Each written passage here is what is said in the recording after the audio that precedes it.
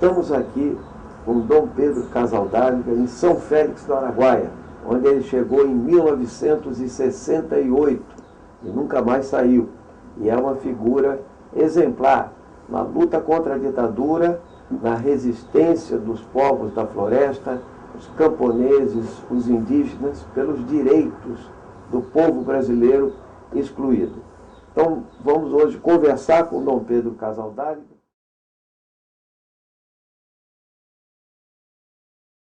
E a gente queria começar falando de uma coisa, Dom Pedro, sobre o trabalho escravo. O senhor fez uma denúncia sobre trabalho escravo há mais de 40 anos, né?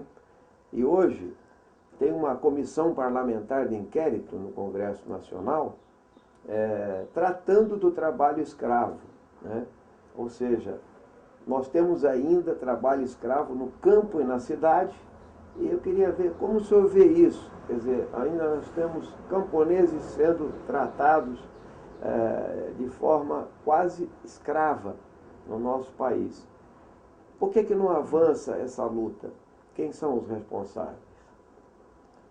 Quando chegamos em 68, o primeiro choque foi as grandes fazendas com uma quantidade fabulosa de peões vivendo em condições de cativeiro.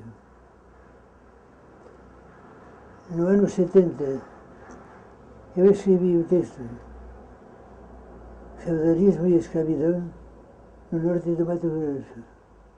Mandei às autoridades principais, mas ficou por isso. Depois incluímos esse texto na Carta Pastoral, uma igreja da Amazônia em conflito com o latifúndio e a marginalização social. E se acordou da consciência, reconhecendo que continua o trabalho escravo e que há muito trabalho escravo na cidade. E eu digo que toda a economia capitalista neoliberal condiciona necessariamente o trabalho escravo. É impossível imaginar um sistema capitalista neoliberal que não tenha trabalho escravo. Muito bem. E lembrando, Dom Pedro, que depois de muitos anos nós conseguimos aprovar uma emenda constitucional, né, a 349, que teoricamente terminava com o trabalho escravo. Mas nós não podemos negar que também houve avanços, né, na denúncia e nas conquistas do povo brasileiro. Mas é uma luta longa ainda, né, Dom Pedro? O trabalho, estávamos celebrando o 1º de maio, o trabalho não é reconhecido como um direito e um dever. Não é reconhecida a dignidade do trabalho. O direito ao trabalho é uma condição indispensável para que a pessoa se sinta útil, viva, ativa, construindo a história. Sim. E lembrando, Dom Pedro lembrou com muita propriedade que nós estamos a 2 dias só do 1º de maio, e essa foi a luta lá em 1886 pelas 40 horas semanais, né? E nós não atingimos ainda essa luta aqui no Brasil, onde a legislação fala em 44 horas semanais. Ou seja, o sistema capitalista precisa explorar para obter o lucro e a mais-valia. Acho que o senhor disse tudo com isso. Então, Pedro, um pouco sobre a reforma agrária e os avanços que nós pudemos ter. Hoje, mesmo num governo dito progressista, na verdade nós tivemos o menor número de assentamentos em muitas décadas, né? E também foi multiplicado por 10 o número de propriedades com mais de 100 mil hectares, né? Ou seja, concentrando a terra. Como o senhor ainda vê a luta pela reforma agrária no nosso país? A reforma agrária é uma dívida do Brasil, de toda a América Latina. Eu digo que estes governos, inclusive os progressistas, tinham grande dívida com a reforma agrária, com a causa indígena e com os pequenos projetos. Nos falam muito dos grandes projetos, esquecem os pequenos projetos da agricultura familiar, das pequenas indústrias, que dariam trabalho para todos. A reforma agrária supõe uma reforma política fundamental. Senão não se faz a reforma agrária. O agronegócio não permite. Perfeito. E essa é a questão. O crescimento do agronegócio no Brasil, Dom Pedro, quer dizer, a substituição do grande latifúndio pela agricultura, monocultura extensiva, né, que é uma nova forma da concentração da terra ligada à exportação, colocou a seguinte questão, né, que eles, inclusive, tergiversam para o povo brasileiro, dizendo que eles é que colocam a comida na mesa do trabalhador e na gôndola do supermercado. Como o senhor vê essa questão da monocultura e do modelo exportador brasileiro? É um modelo de dependência. É um modelo de minimização do trabalho agrícola. O agronegócio é homicida, ecocida e suicida. Enquanto partamos para o agronegócio, é evidente que não podemos partir para a reforma agrária. E seria bom que se pensasse mais no sistema. Esquecemos que estamos sob o domínio do capitalismo neoliberal. O capitalismo clássico necessitava do trabalho. O capital dialogava com o trabalho. Agora não precisa. Pode prescindir do trabalho. Sobra mão de obra. Se enchem os países do primeiro mundo também de desempregados. A juventude não tem perspectiva. Inclusive, falando nisso e sabendo da sua luta de tanto tempo em defesa da floresta, o que significa também estar do lado, claro, objetivo dos povos indígenas, como o senhor viu essa organização dos ruralistas do agronegócio para mudar o Código Florestal brasileiro? É uma espécie de subpartido capitalista que se apodera do Congresso. E o governo atende às demandas dos ruralistas como uma primeira exigência para a produtividade, para a exportação. E esquece as pequenas demandas. O 70% do alimento que vai às mesas do povo é dos pequenos. E não se reconhece esse serviço fundamental. Sem dúvida. Dom Pedro, como você vê essa questão exatamente da governabilidade? Porque à medida que se cedeu aos ruralistas na mudança do Código Florestal, eles criaram uma imensa liberdade para avançar sobre os direitos dos povos da floresta, como é o caso da Emenda Constitucional 215, né, que traz para o Congresso Nacional a possibilidade de demarcar áreas indígenas, quilombolas e as unidades de conservação. Então, eles criaram asas, né? Como o senhor vê a postura do governo e dos ruralistas e como reagir a isso? Reagir, em primeiro lugar, tomando consciência e espalhando essa consciência pelo país todo. Os meios de comunicação estão a serviço do ruralista. E o que o povo vê, o que o povo escuta na televisão é a favor das vozes, como a de Cátia Abreu. Deixa o povo na inocência. E quando se defende o direito dos povos indígenas, parece que se ataca o progresso do campo. Muito bem. Dom Pedro, e a resistência dos indígenas, como foi aquela movimentação, aquela organização para pressionar o Congresso Nacional? Como o senhor viu isso? Vejo, numa visão mais ampla, que os povos indígenas têm adquirido uma nova consciência da sua identidade. Se estão organizando.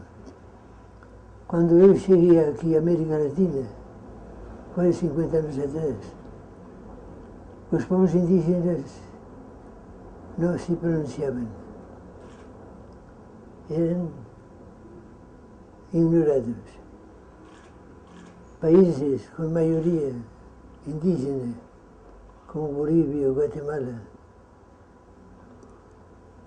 apresentavam o país como tendo apenas uma minoria insignificante da população indígena. Agora há muitas organizações indígenas. Na Guatemala há inclusive a Academia das Letras Maia. Há organizações nacionais e continentais. Dos indígenas. Quando eu cheguei aqui no Brasil, se dizia que tinha 150 mil índios. Agora a própria FUNAI reconhece que tem 1 milhão de pessoas indígenas. Tem crescido em consciência, tem crescido em reivindicação. Mas está muito difícil ainda a luta. E casos escandalosos, dramáticos, como os Guarani Kaiowá. Mato Grosso do Sul. Que é uma verdadeira vergonha nacional. Para atender o latifúndio da religião, se massacram fisicamente os pequenos indígenas.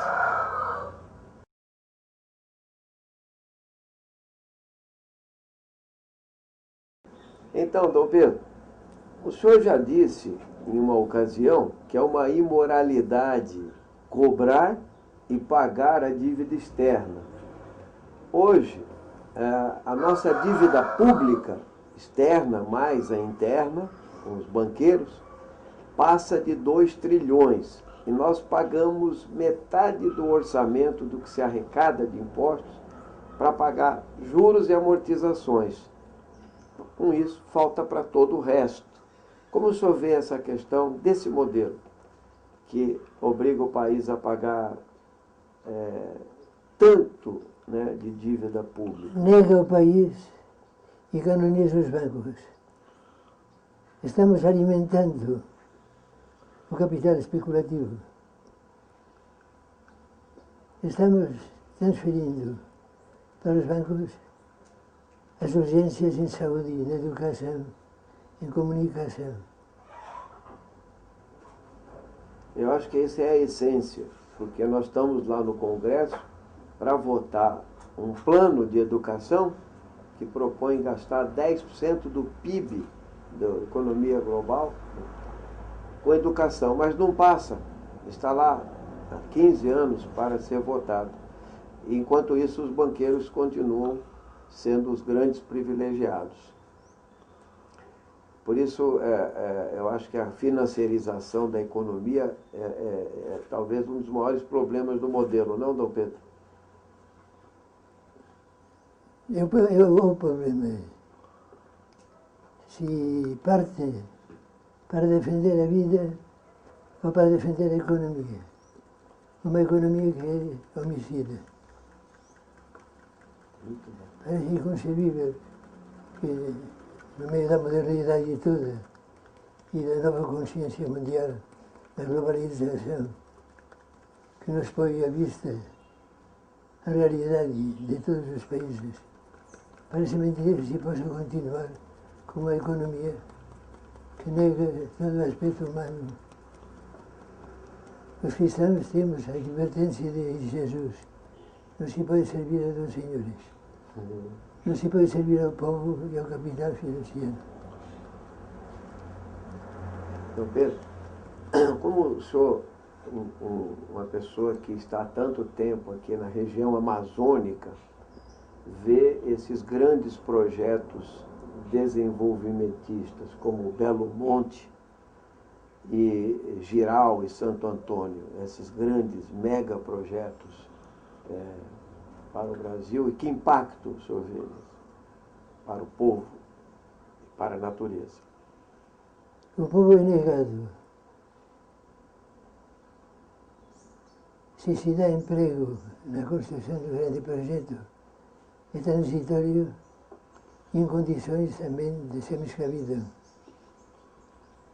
O grande projeto está substituindo a política diária, atendimento à saúde, à educação. Cada 2 por 3 vemos dramas e tragédias em matéria de segurança. Não se faz a política para bem do povo, se faz uma política a serviço do capital. Dom Pedro Casaldáliga, aqui em São Félix do Araguaia. Dom Pedro, o senhor chegou no Brasil em 1968, antes... Na época do AI-5. Antes do AI-5, momentos antes, né, do AI-5, e acompanhou todo o processo mais duro do regime militar, né? E nós tivemos a anistia em 1979. Hoje, 30 anos depois do fim da ditadura, a verdade é que os torturadores ainda não foram punidos, nem os seus mandantes. E os arquivos da ditadura ainda não foram abertos, né? Como o senhor vê essa questão do Brasil ser um dos poucos países da América Latina que passaram por ditaduras e não reviram a lei de anistia, né? Está se perdendo a memória. E um país que perde a memória perde o futuro. Se está confundindo o perdão com perder a memória. Se pode perdoar, se deve perdoar, mas se deve fazer justiça. As vítimas têm direito a ser escutadas.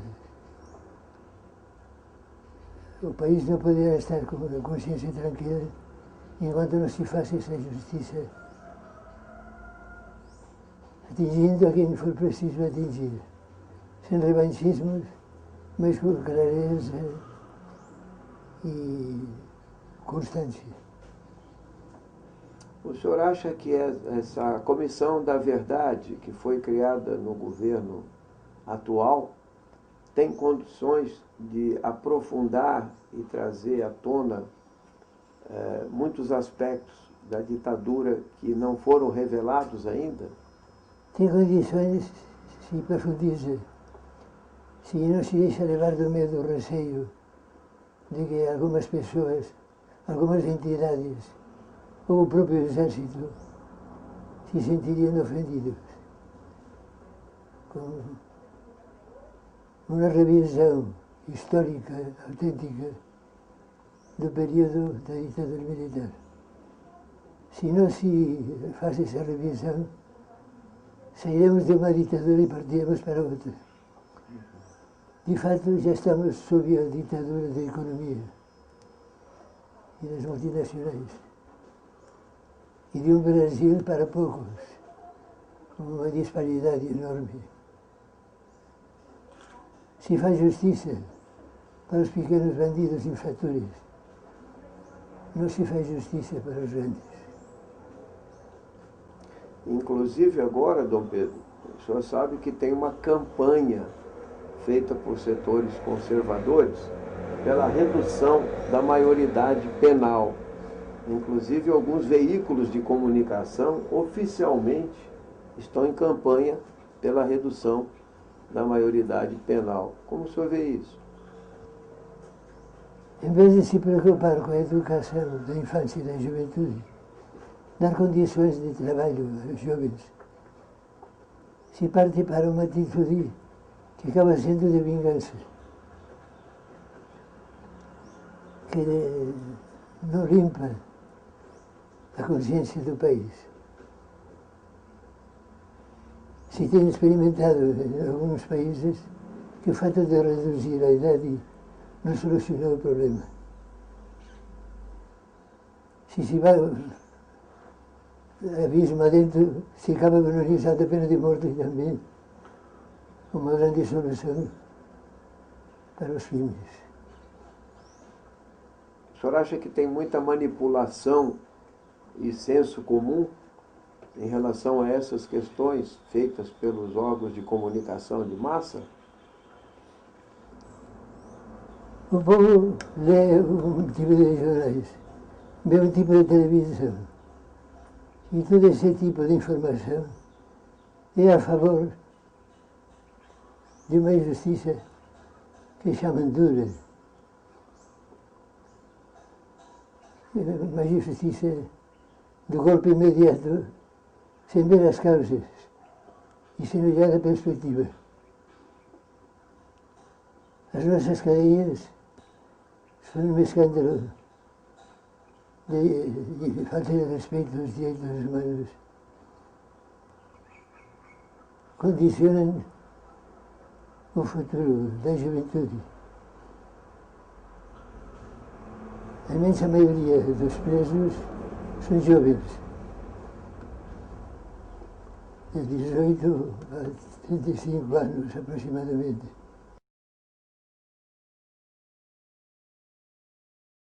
Dom Pedro, agora nós vamos falar um pouco sobre a América Latina. Nós sabemos que o senhor é um apaixonado pela luta latino-americana, acompanhou tão de perto a luta América Central, na Nicarágua, El Salvador, na Guatemala, e também aqui na América Latina, nossa Venezuela, Bolívia, Equador, Paraguai. Como você vê a luta bolivariana na América Latina nesse momento? E o que a perda de Hugo Chávez pode representar para a luta latino-americana? Estamos melhor de consciência latino-americana hoje que ontem. Cresceu a consciência. Cresceu a consciência de que somos uma pátria grande. A consciência de continente e as ilhas.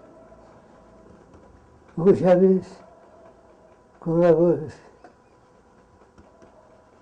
e um jeito agressivo e esperançado ao mesmo tempo, deu uma contribuição. Eu espero que não se perca a herança. A integração latino-americana é o futuro dos nossos povos. E nesse particular, a política brasileira tem sido bastante correta. De integração latino-americana. E hoje o imperialismo é mais controlado. Os Estados Unidos já não têm aquela liberdade que tinham uns anos atrás. E isso significa que a experiência latino-americana, baseada na visão da Venezuela, do Equador, hoje da Bolívia, pode avançar na direção de uma sociedade mais avançada, socialista? Sim, não tem dúvida. O senhor sabe a importância, e tem comentado, da Revolução Cubana, que é um marco, né, do século passado. Como o senhor vê ainda essa experiência que produziu uma grande luta latino-americana com lideranças como Fidel Castro e Che Guevara? Abriu um espaço de conscientização, de organização e de reivindicação. Foi o prólogo de toda essa movimentação latino-americana, que veio depois. Houve excessos humanos conjunturais, mas tem que reconhecer que na consciência latino-americana, na consciência do direito, da justiça, na atenção às necessidades primárias, Cuba dá um testemunho, solidarizando-se com os outros países da América Latina e de África. Nós já estamos com 10 anos, né, de um governo que criou muita esperança, muita expectativa positiva para os trabalhadores, para os despossuídos, né, que foi o governo Lula e o governo Dilma. Já são 10 anos de experiência. Como o senhor vê, poderíamos ter avançado mais, muito mais? Como está essa situação hoje? O que eu disse desde o início, enquanto estemos a serviço do sistema, não sei se pode avançar mais. Porque o que impede que a economia do país esteja voltada para o povo é o sistema a quem servimos.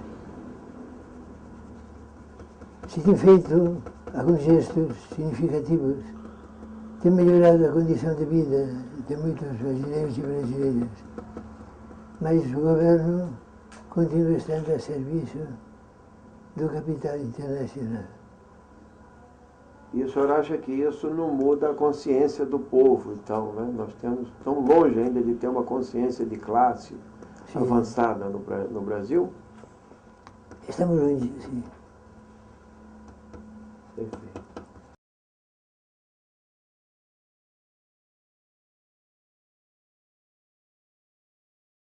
A teologia da libertação, que foi tão abafada, né, embora cumpriu um papel histórico e importantíssimo, né?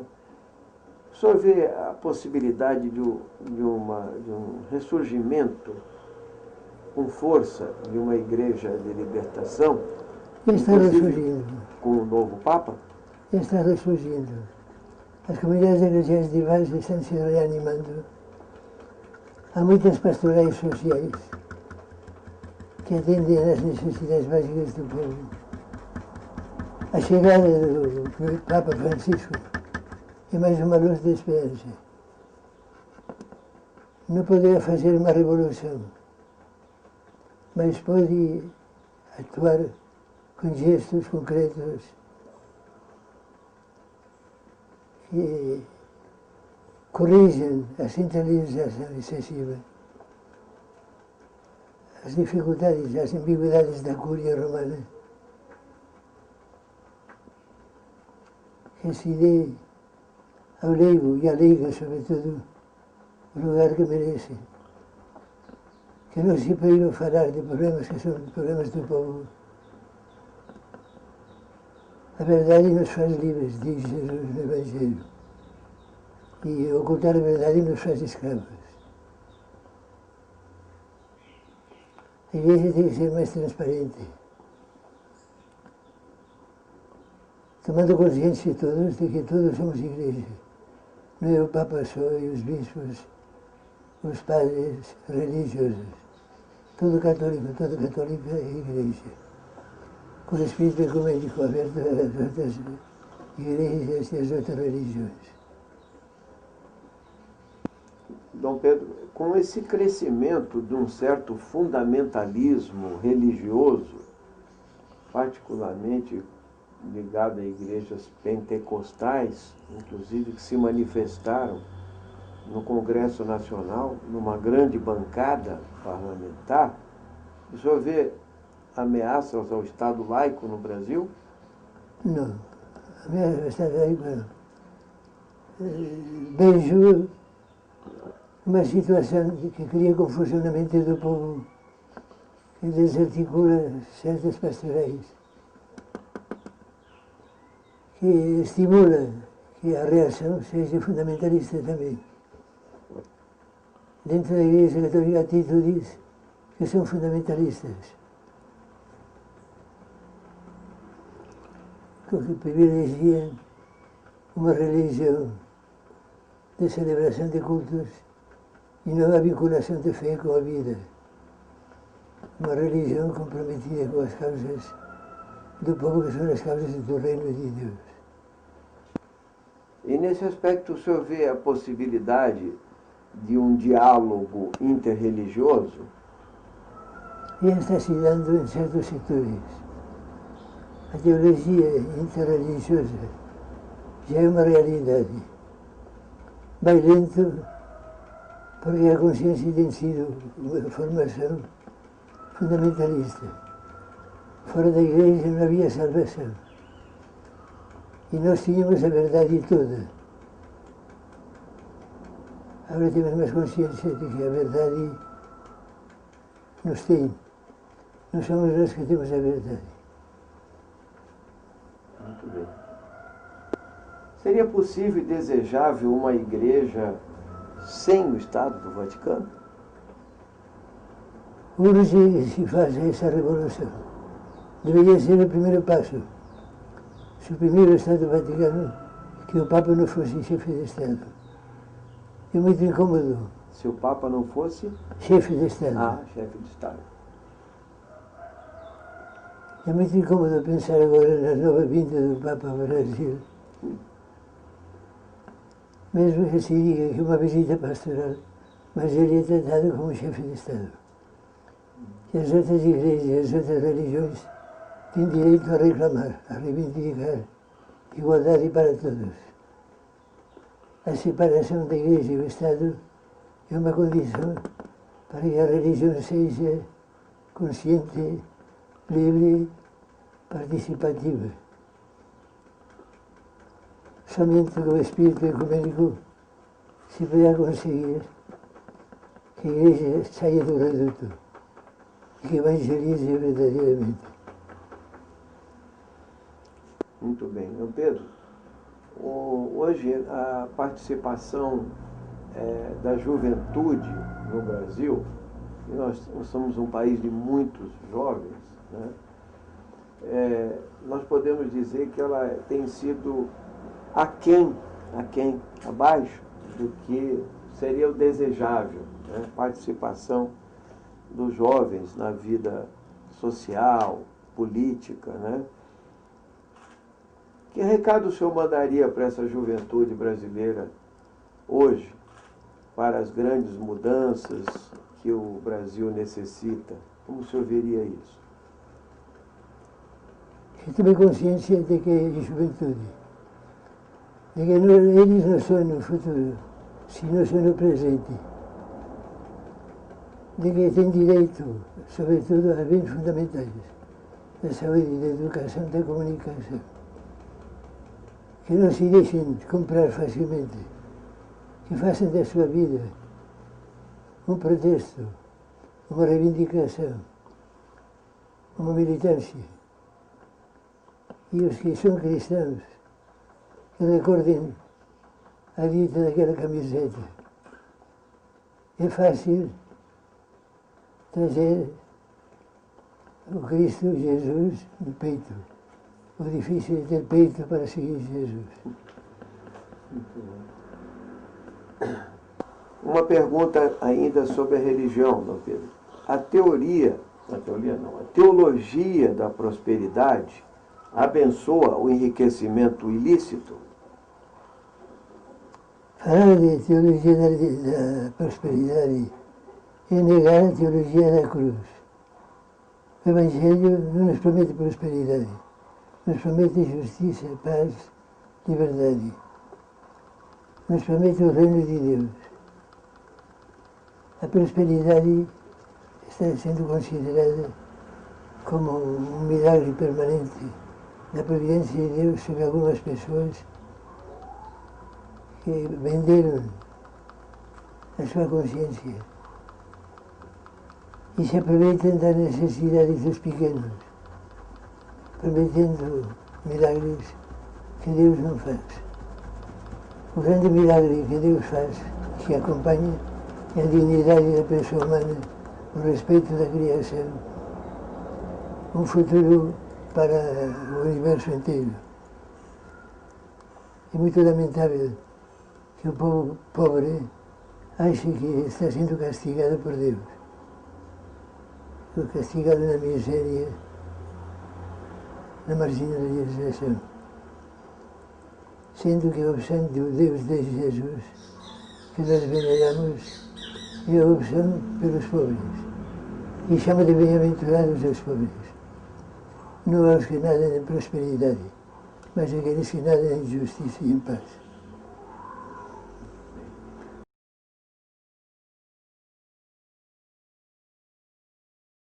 Dom Pedro, a reforma política acabou de ser praticamente engavetada no Congresso Nacional. Ou seja, participação popular, financiamento público exclusivo de campanha contra o poder econômico no processo eleitoral. Em relação aos grandes escândalos de corrupção que aparecem na grande imprensa brasileira, como o senhor vê essa questão? Quer dizer, da onde brota a corrupção? Que reforma política seria necessária? Rever todo o sistema político. Rever o sistema dos partidos. Lembrar que a política é uma só para todo o país e acaba sendo uma só para o mundo. Não podemos transformar o Brasil isoladamente se não fazemos questão de nos incluir na reivindicação com todos os indignados da terra. A impunidade canonizou como destreza, como esperteza, o que é latrocínio que rouba e mata o povo. No momento de crise forte na Argentina, o grito de guerra era que se vayan todos. É difícil encontrar políticos honestos, coerentes. Espero que vocês todos sejam. Procurando a justiça e a paz, a serviço do povo. Agora, sobre os meios de comunicação, onde nós vemos assim, imensa concentração da informação política no nosso país e a propriedade dos meios de comunicação na mão de poucas famílias, né? Como o senhor vê essa questão está ligada à concentração da mídia no nosso país? Que papel isso tem na dominação de classe? Tem um papel fundamental. Priva o povo da consciência.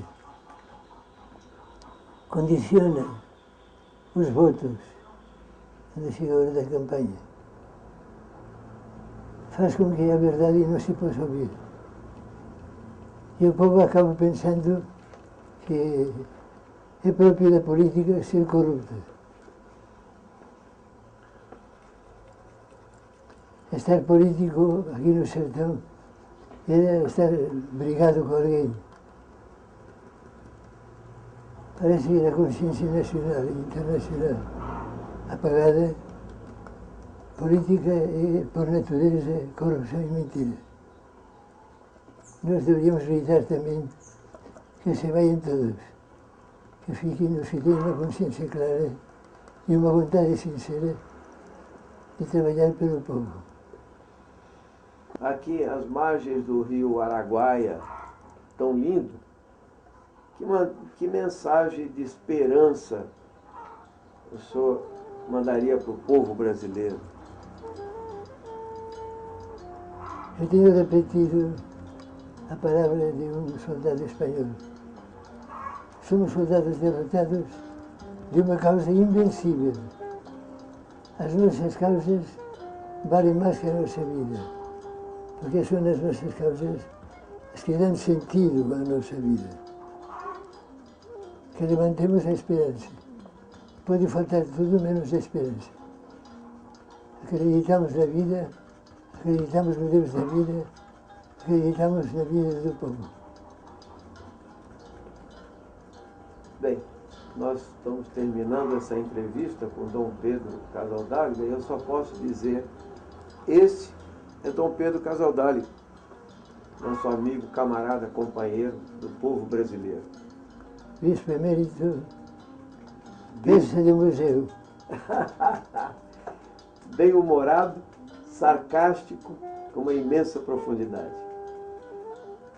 Pois é, continua. Muito obrigado, Dom Pedro. Continue valente. Muito obrigado. Faça jus ao seu nome.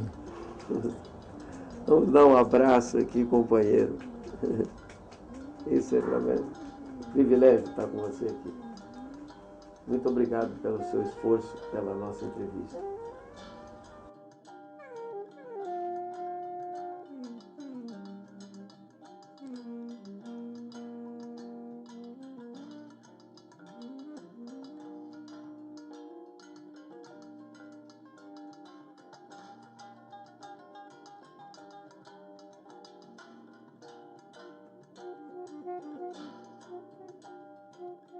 Então, deixa eu explicar aqui para vocês, o Dom Pedro, isso aqui é uma homenagem que os deputados têm, as lideranças dos partidos, né, têm o direito de apresentar pessoas que nós achamos que devem ser homenageadas.